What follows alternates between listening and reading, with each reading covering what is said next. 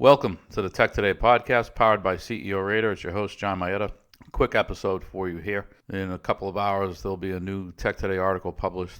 Not a full recap of Powell's prepared remarks at the Open Market Committee meeting, but rather we just focused on inflation, specifically wage inflation. Doesn't seem like it's a subject that Powell understands, or he's playing dumb, one or the other, insofar as the fact that fiscal policy, specifically the spending programs, the 2 by Trump and now the 3 by Biden, how they cause wage inflation by way of the enhanced unemployment benefits. These benefits compete with American businesses because many of the low-wage services businesses that are staffing up now, or that are trying to staff up as they reopen, are having difficulty bringing their people back, which isn't news.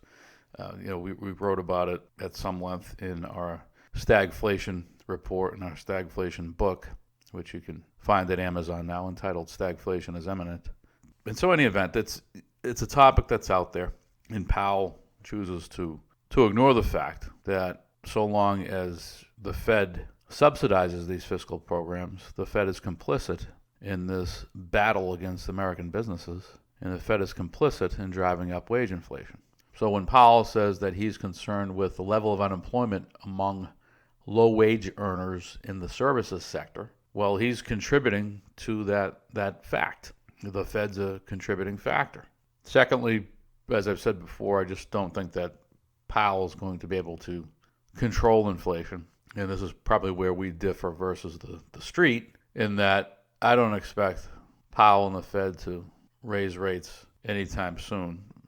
It seemed that consensus today was that today's commentary by Powell will be one of the last sessions where the Fed does not raise rates.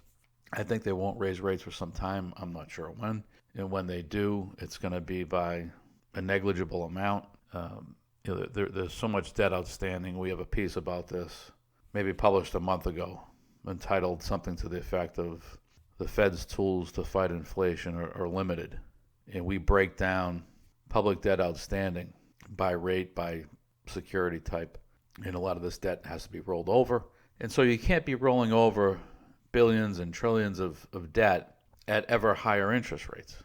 There's so much debt outstanding, record debt levels obviously, that we need to maintain, or the Fed needs to maintain, artificially low interest rates if it wants to keep this momentum going, right? If they want to keep the inflation train running, which they do, because they want to inflate their way out of this debt bubble. We have to pay down the fiscal side needs to pay down the interest service, and one of the ways you do that is to cause inflation, and therefore you inflate tax receipts on the fiscal side to use to help pay down the debt. So the Fed is intentionally spurring on inflation. It's got nothing to do with wanting to run the economy hot and run inflation above the 2% norm, because in doing so we can get back to full employment. That's nonsense. So out of fear of me starting to sound like a broken record on the subject of the Fed and debt and inflation, I think the next time we come back, we'll have a takeaway on something technology related, something earnings related. That's all for now. See you next time.